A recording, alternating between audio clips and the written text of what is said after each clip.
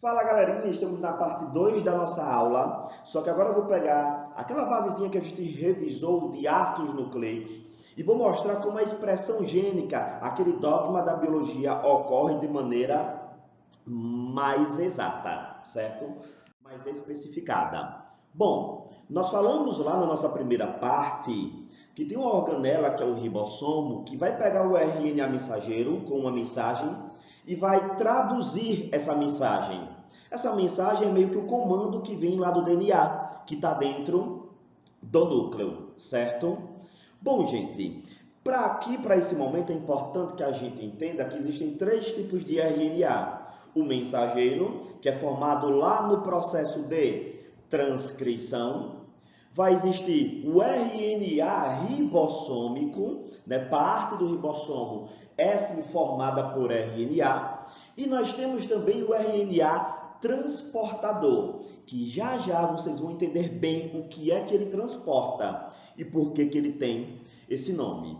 Eu quero que vocês percebam nessa nossa imagem aí o seguinte: nós temos aqui a representação dessa organela chamada ribossomo. Vou circular para destacar para vocês, certo?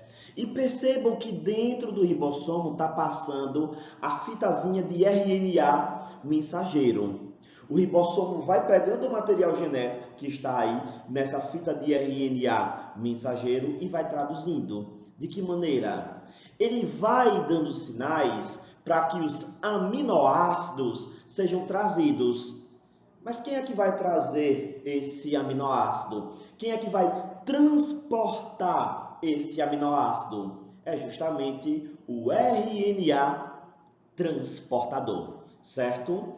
Então o RNA transportador, ele vai trazer o aminoácido, os aminoácidos vão sendo inseridos. Lembrem-se que um aminoácido, ele liga-se ao outro por meio de ligações peptídicas, e aí com a união dos aminoácidos, nós vamos ter a formação da proteína. E eis que assim ocorre o processo de tradução. Cara, dá para a gente aprofundar ainda mais nessa parte. Mas de que maneira, Raizão? Cuidado. É um paradigma que a gente quebrou. A gente não faz a leitura do material por letrinhas, por bases. Ah, aparece uma base, vai vir um aminoácido. Aparece outra base do nucleotídeo, vai vir outro aminoácido. Não, não é assim. A gente faz a leitura do material do RNA mensageiro, o ribossomo faz isso por meio de trincas. Cada trinca vai estimular a vinda de um aminoácido. Essa trinca ela vai receber um nome. Essa trinca ela vai ser chamada de códon, certo? Então, cada códon vai estimular a vinda de um RNA transportador, trazendo um aminoácido. Mas aí pode surgir uma dúvida na sua mente. Mas, Raizão, como é que o RNA transportador sabe que é o momento dele de trazer o aminoácido? Porque existe um RNA transportador para cada tipo de aminoácido ali. Como é que ele sabe que é o momento ali de levar o aminoácido metionina, de levar o aminoácido serina e assim vai? Do mesmo jeito que eu tenho o códon na fita de RNA mensageiro, lá na fita do RNA transportador, nós vamos ter o anticódon, que consegue parear com essa fita de RNA mensageiro. Então, por exemplo, quando aparece a trinca AUG, o códon AUG na fita de RNA mensageiro, o RNA transportador que vai trazer o aminoácido é o que tem um anticódon que pareia com esse RNA mensageiro. No caso, o que tem um anticódon UAC. Se lá na fita do RNA mensageiro está aparecendo a trinca, o códon CUA, o anticódon do RNA transportador, na verdade, que vai trazer o aminoácido, é o que apresenta o anticódon GAU. E assim a gente vai tendo a regra de pareamento. E assim o RNA transportador vem trazendo os aminoácidos. Mas aí, um ponto importante. Para esse processo de tradução, tem uma trinca que vai dizer, que vai ditar onde o processo de tradução deve iniciar-se na fita de RNA e onde ele deve encerrar. E aí é importante que vocês saibam o seguinte: o códon a trinca AUG, que eu destaquei aqui agora para vocês, é o códon de iniciação.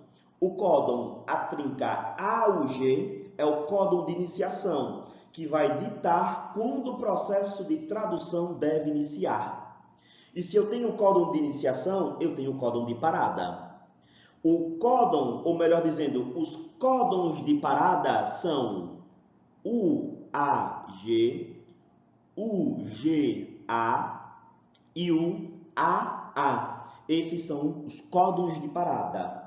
Então, tá lá o processozinho de tradução acontecendo. Na hora que um desses 3 códons aparecem, o processo de tradução para. A razão, mesmo que tenha trincas vindo depois, mesmo que tenha trincas, códons vindo depois. E uma observação muito importante: quando um códon de parada aparece, nenhum RNA transportador vem trazer aminoácido para esse códon de parada. Para o códon de iniciação, nós vamos sim ter um aminoácido sendo trazido pelo RNA transportador, mas para o códon de parada, não. Então pense comigo no seguinte: uma fita que tem 7 trincas, uma fita de RNA mensageiro com 7 códons, em que o primeiro códon é a trinca AUG, o códon de iniciação, mas o último é o códon UGA, o códon de parada. Essa fita com 7 códons, ela vai ter uma proteína com 7 aminoácidos? Não. Ela não vai ter uma proteína com 7 aminoácidos. Ela terá uma proteína com 6 aminoácidos. Isso porque o último códon, a última trinca que a gente está falando aqui, é uma trinca, é um códon de parada. O processo para e essa trinca não estimula a vinda, ela não estimula o RNA transportador a trazer um aminoácido. Esse ponto que eu coloquei aqui é muito importante para questões. Por fim, quando a gente pega a tabela de códons, nós temos essa intrínseca relação. E a gente entende o seguinte: quando nós temos o aparecimento ali de um códon, isso quase sempre, tirando aí como exceção os códons de parada, nós vamos ter um aminoácido. AA aqui é uma abreviação para aminoácido, certo? Por exemplo, quando a trinca AUG aparece, nós vamos ter a vinda do aminoácido metionina. Quando a trinca UCA aparece, que eu estou circulando aqui, nós vamos ter a vinda do aminoácido serina. O interessante da gente observar aqui é que essa relação de códon-aminoácido que observamos na nossa célula não é única, não é exclusiva da célula animal. Se a trinca UCA na célula humana é codificada, é expressa com o aminoácido serina, lá na célula bacteriana vai acabar acontecendo a mesma coisa. Por conta dessa relação de leitura igualitária, nós afirmamos que o código genético ele é universal. Nós afirmamos que o código genético ele é universal. Essa relação de códon-aminoácido, ela não é única e exclusiva da célula humana. Ela se estende para as células dos seres vivos no geral. Para encerrarmos, só mais uma informação. Nós temos ao total 64 códons. Desses 64, 61 são codificantes. Estimulam a vinda de um aminoácido. Mas nós temos apenas 20 aminoácidos. E se vocês prestarem bem atenção, um mesmo aminoácido pode ser estimulado por mais de um códon. Um mesmo aminoácido pode ter sua vinda estimulada por mais de um códon. Pega o exemplo da serina. Apareceu na fita de RNA mensageiro. As trincas, o CU, o CC, o CA, o CG, o aminoácido que vai vir é a serina. Nós temos um efeito redundante no nosso material genético. Por conta desse efeito redundante, nós também afirmamos que o nosso código genético, ele é, eu estou anotando aí para vocês, ele é degenerado, ele tem esse efeito redundante. Um aminoácido pode ter a sua expressão sendo estimulada por mais de um códon. Isso é muito importante para a ocorrência de mutações que chamamos de mutações silenciosas. Imagine que o normal na fita é que a trinca seja UC1, mas houve uma mutação e ao invés de ficar UCU, ficou UCC. A base U foi trocada pela base C.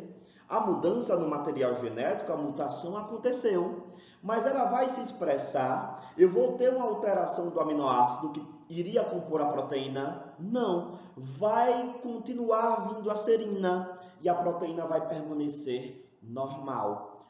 Por conta disso, nós afirmamos que mutações elas são, nesse caso, silenciosas. E essas mutações silenciosas existem por conta desse efeito redundante do nosso código genético, pelo fato do código genético ser degenerado. Gente, eu espero que vocês tenham gostado e se gostaram, deixa a curtida, compartilha com os amigos. Bora botar esse vídeo para cima que tem muita informação importante. Curte, comenta, é isso, valeu. Tchau, tchau, gente.